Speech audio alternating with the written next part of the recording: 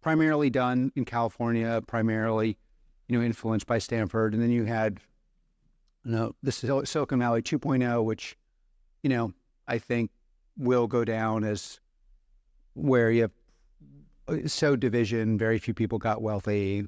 So we obviously were against that. And now you have what I think is an emerging, especially in the venture class, because historically have been one that would rage against Silicon Valley venture people. And I had all sorts of fantasies of using drone-enabled technology to exact revenge, especially targeted, in violation of all norms. But I would say that you see an emerging, especially in the venture and then defense tech area, where people are really coming together around some obvious truths that the West is a better way for us to live, that we have certain structural advantages, the embodiment of our way of doing things in products and companies is a fairer, better way of organizing and living. And that's primarily done by freak show, often entrepreneurs with the help and guidance of capital deployed by the venture community. Is Silicon Valley's approach to global defense broken? You need to see what this founder has to say. Check this video out.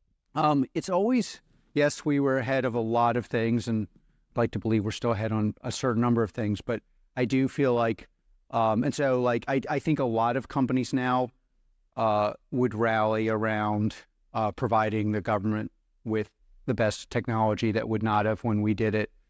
I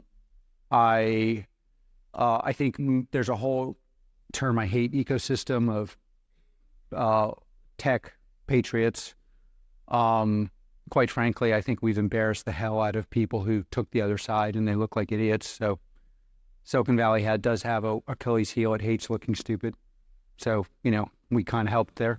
Those bets were obviously stupid. Even if you disagree with our morals, you really don't look smart advocating for values you obviously don't believe in while not standing up with the U.S. government, which you either do not believe in because you don't realize that you need the government to power and protect you abroad,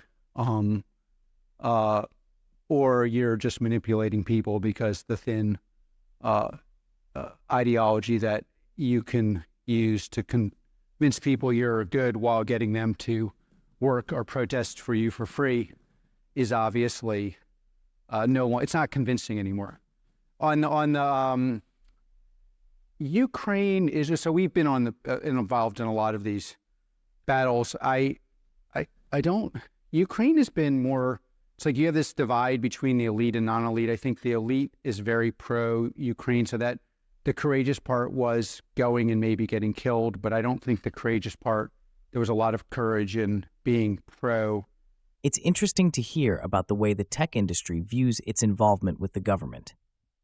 How many other sectors would voluntarily offer their services to ensure national security, knowing the scrutiny they'd face?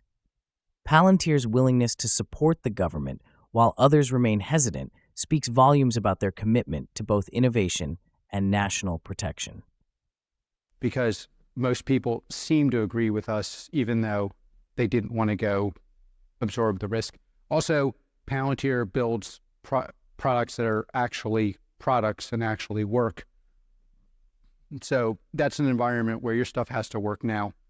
We had a huge advantage, and I did believe, and obviously, I do think the kind of populist right that is very skeptical of Ukraine maybe should spend a little more time looking at the rules in prison, where it's like, even if they're right on the merits, which I don't think, they will be wrong in the consequence of being violated will be big for the West. And so, they should think of more of it in like they're in a car and they got to ride together, and car isn't always right, but it is your car.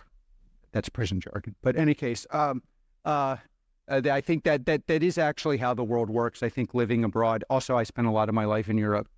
Europeans really do need to do more, and one on spending, but they also need to do a better job explaining how they see the world to America, which does organize defense.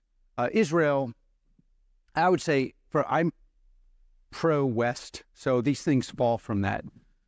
Leaving the obvious fact that democracies should not be held to differentiating standards depending on their apparent tribal affiliations. It's clear that Palantir's products stand out because they're not just theoretical. They work when it matters most. In a world where risks are high, isn't it important that companies like Palantir focus on practical, real-world solutions? The contrast with those who hesitate to take action shows just how essential it is to deliver when the stakes are global. I'm very against double standard, triple standard, quadruple standard. Like, we're going to have a standard for us. Somehow our adversaries get a better standard than Israel. Makes no sense to me. Then you see the disaster, unforgivable, incomprehensible, logical extension of the double standard world manifesting itself on college campuses where, they've dedicated themselves, perhaps correctly, to an architecture of anti-discrimination while dressing in masks and excluding the population that's been most discriminated for the last 3,000 years. And it's fascinating that they think that's a plausible way of organizing themselves. And I just don't think that we or I should tolerate that. At Palantir, we are very comfortable being unpopular. And, I think one of the things I want to get done is encourage people there are times when you have to be unpopular, when, as an example, somebody who believes they're progressive is excluding a population from going to class with something covering their head and a mask. It's staggering how double standards have become the norm in many spaces today, especially when it comes to how adversaries and allies are treated. Doesn't it make you wonder if, in the push for fairness, we've lost sight of basic principles of equality and logic? Palantir's stance against such contradictions highlights the importance of standing firm for what's right, even when it's unpopular. If I went to a university professor and said, I'm going to give you like the Rawlsian famous, Rawlsian, if, you were born without anything, how would you organize the world? If you did a Rawlsian test in a lot of these matters, I'm not going to tell you which group is being prevented from going to class. I'm not going to tell you which group has experienced a terrorist attack. I'm not going to tell you which group has had their country invaded. And I'll even give you, it is a group you do not feel comfortable with and do not want to hang out with. What would be your standard of justice? And at Palantir, we stand for that equal as possible application of the law in our products, in our culture, internally, in our hiring practices, and externally. And, I'm pretty happy that, because we're publicly traded, because we're profitable, because we power a lot of the most important institutions of the world, because the countries that are known for quality or are known for engineering talent, i.e. Ukraine, Israel, buy our products, because the U.S. government, I'm proud, uses our product, because of our success in U.S. commercial, it's a little harder to ignore my voice and our voice. It's not that everyone at Palantir agrees with me, but if you're building the initial product that got us off the ground, the product that is powering our commercial success, the products that power our spec ops work. Palantir's dedication to applying justice equally, regardless of the complexities or biases surrounding an issue, is a powerful stance. Their global reach, from the U.S. government to Israel and Ukraine, proves that when you stand for fairness and deliver on it, people regardless of background or affiliation take notice and value your voice. These are embodiments of a cultural and particular way of seeing the world that I do believe is superior. And, we have to defend the ability to defend the idea that some things work better, some things don't. We have an idea And then again, I would say that's why this conference is so important. We do have an idea of things that have superior output and things that do not work. That's why we have the best tech scene in the world. 70% of the top top 50 tech companies in the world are American. 86% of their market cap is American. Why is that? It is the outgrowth of a way of organizing ourselves, building things that are an outgrowth of those values, building things that organize people from all different populations, from people with different views, different countries. The whole venture community, many of us in tech, either were born abroad or came back after long periods of time.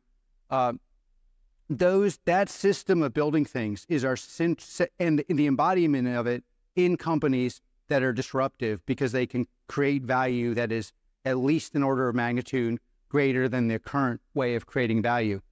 When it is aligned with our government, leads to prosperity, leads to dialogues that lead to new companies, leads to immigration of the people that will build these kind of companies. It excludes dysfunction. It excludes ways of thinking that leave you being commoditized in your thinking. The superiority of certain organizational systems is evident in the global dominance of American tech companies.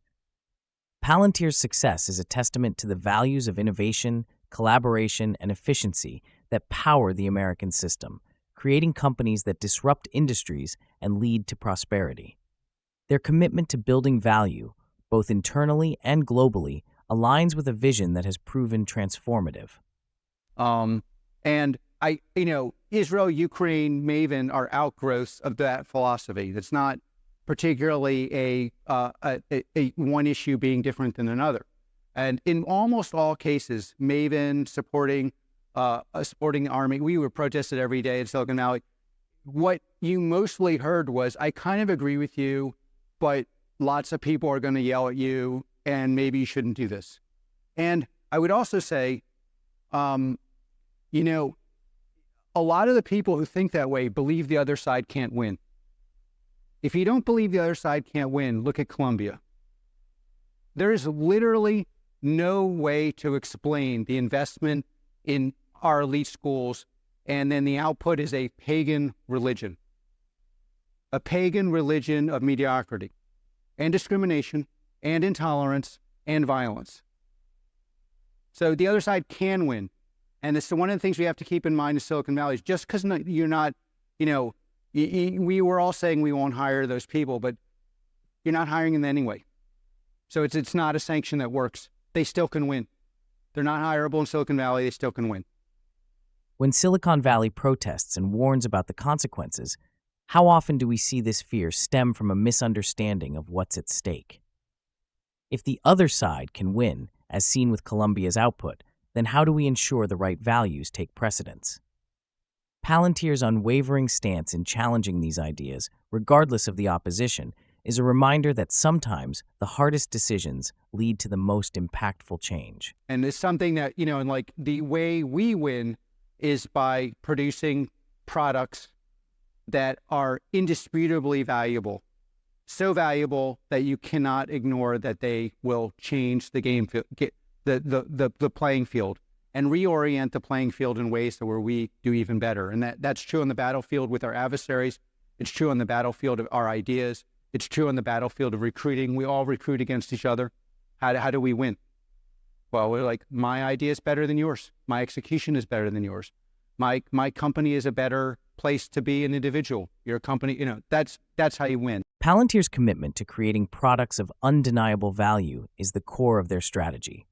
By focusing on superior execution, whether in the battlefield of ideas or recruitment, they ensure that their place at the top is earned through tangible impact. This relentless pursuit of excellence reshapes the playing field, giving them an edge that others cannot ignore.